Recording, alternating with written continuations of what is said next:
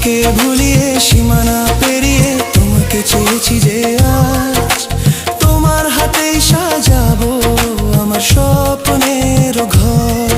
আমি তোমার প্রেমে পড়ে দুনিয়া ভুলে গেছি।